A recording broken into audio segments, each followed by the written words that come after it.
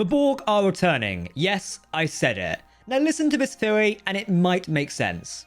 Since the introduction of Season 3, Captain Vadic has been touted as the big bad. That went well for her given the last episode. However, Star Trek Picard's real enemy might be closer to home. It's already been established that Vadic answers to someone else. Therefore, Star Trek Picard Season 3 might be dealing with a familiar enemy. We already have Changelings, which do connect with Star Trek Deep Space Nine. However, we think the Borg has something to do with the plot of the third and final season. The second season of Star Trek Picard dealt with the Borg, however it also established another faction of Borg, led by Agnes Jurati as their queen. Additionally, hints have been that the real Borg is still kicking in the Star Trek universe. Therefore, we've got a theory on how the Borg are involved in the third and final season. It would also connect with a clue accidentally dropped by the third season. Spoiler warning, you've been warned we're going into theory and speculation and discussing a cheeky leak, so yeah, take that as you will.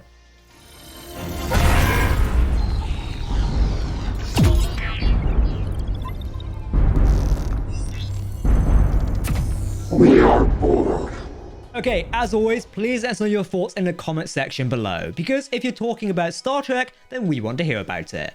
Make sure to hit that subscribe button while you're there. Ta-da! And in the meantime, engage. I know some people will comment, but Jack, Terry Matalas has said that the Borg are not involved. And I've got to reply to this. Most creative and producer comments state that Jurati's Borg from the second season of Picard will not be involved in this season. Terry has gone on to say that the real Borg, aka the ones in the Delta Quadrant, are very much licking their wounds from the ass-kicking Admiral Janeway gave them at the end of Star Trek Voyager. Therefore, our theory has room to work. Let's make it so. When we first heard about Season 3, Star Trek Picard's real enemy was unclear. However, now that the Face has been introduced and it seems they employed Captain Vadic, it makes us question who is really pulling the strings here. Therefore, we strongly believe the Borg is Star Trek Picard's real enemy. The first major hint of this is Jack Crusher. An immediate giveaway is the voices in his head. Jack has these voices and a mysterious vision, or vision should I say. Also, an accidental subtitle in an early episode listed this voice as the Borg Queen. Whoops. Now, it's unknown if this was a technical blunder, as it was later corrected and hidden away. I'm going to be honest, it was likely a direct giveaway. The subtitles are typically taken from the scripts of episodes, so someone mistakenly left that in and probably gave the game away.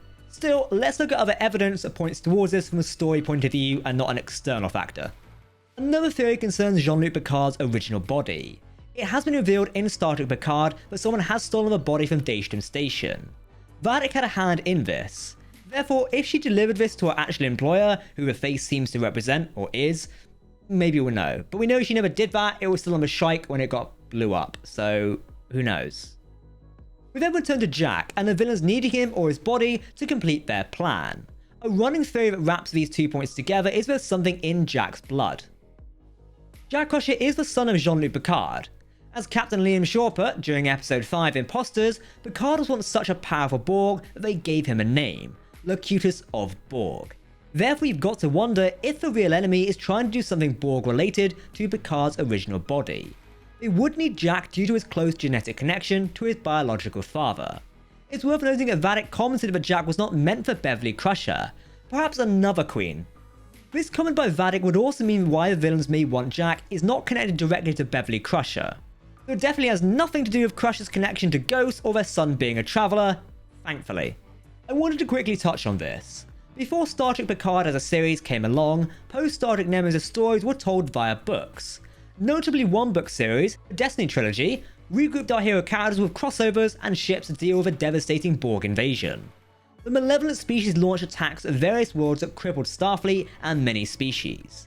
This became known as a historical attempt by the Borg Collective to completely exterminate the Federation and other factions like the Klingon Empire. Ultimately, it did not go to plan. The Borg Collective was dismantled and subsequently absorbed by another species. We won't go into that right now, it's a little complicated, however I highly recommend reading the original books about this. The story is fascinating to read, much like the Battle of Wolf 359, it did cause major damage to the Federation Starfleet, leaving them with over 40% of the fleet lost in all battles. I am Locutus of Borg. From this time forward, you will service us. Jean-Luc Picard's past as Locutus of Borg has never really been forgotten. How could you though? Captain Shaw brought it up, being a survivor of the Battle of Wolf 359. Previous seasons of Star Trek Picard have also touched on this. So when we look at a possible return of Locutus, could it actually happen?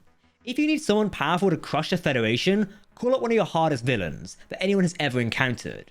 But is this possible? Well, somewhat. Ultimately, it depends on who the real enemy of Picard is. If they are Borg, it will make sense on one angle. As shown at Touted revealed, he thinks the OG Borg are still licking their wounds in the Delta Quadrant. Likely brute force via simulation might not work in their favour. When has it ever really worked in Star Trek? So the Borg might have to employ alternative methods to seek the destruction of the Federation.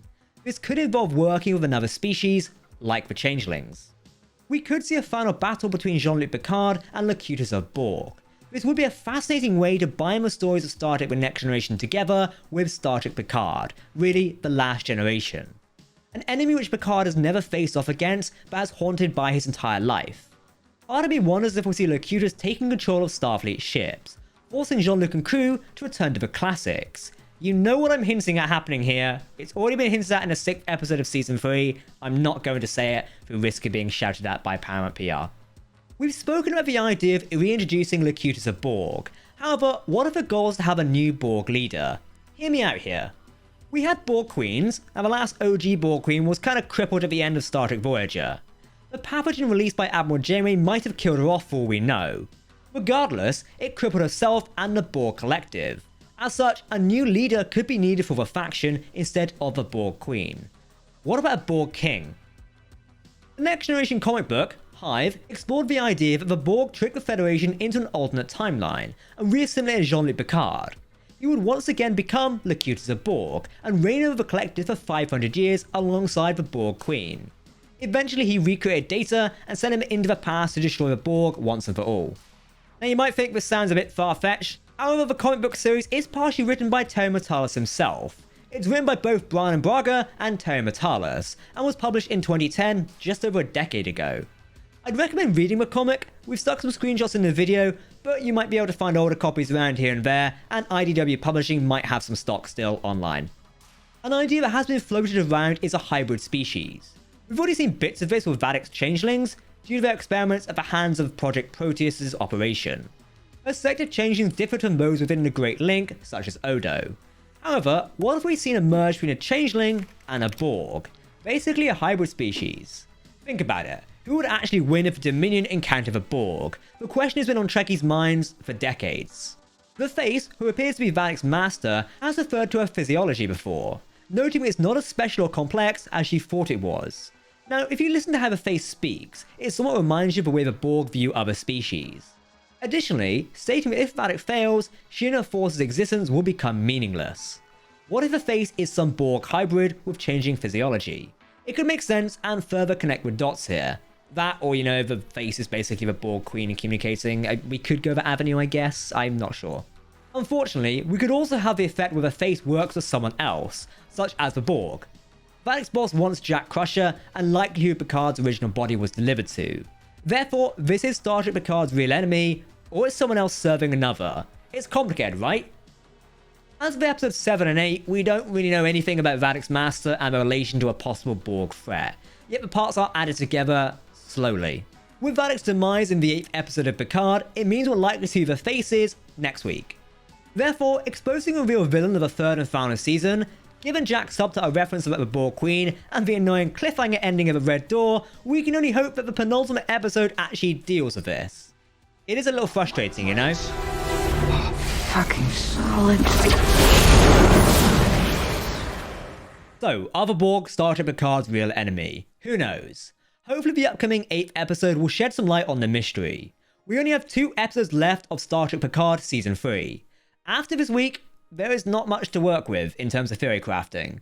Sadly, if the Borg is to return, we're not going to have Annie Wersching as the Borg Queen. The actress sadly passed away in January, and it's a shame she won't be able to take on this role again, as she really excelled herself in the 2nd season.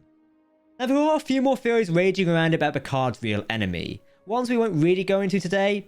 For one, Species 8472 emerged as another malevolent species that wanted to end the Federation. They almost did this in Star Trek Online, which would be interesting to borrow a storyline from. There was also talk about the space bugs from the Next Generation, but that's been shot down before. Right now, we'll need to watch what happens, and I think the next episode, the penultimate one for the third and final season, will give us some much needed answers for what's happening in Star Trek Picard. Okay, well, Season 3 does air on Thursdays via Paramount Plus for those in the United States, additionally on Crave and CTV Sci-Fi Channel in Canada for viewers there. However, new episodes air Fridays via Amazon Prime Video into international regions like the United Kingdom. I stuttered there, but you get my point.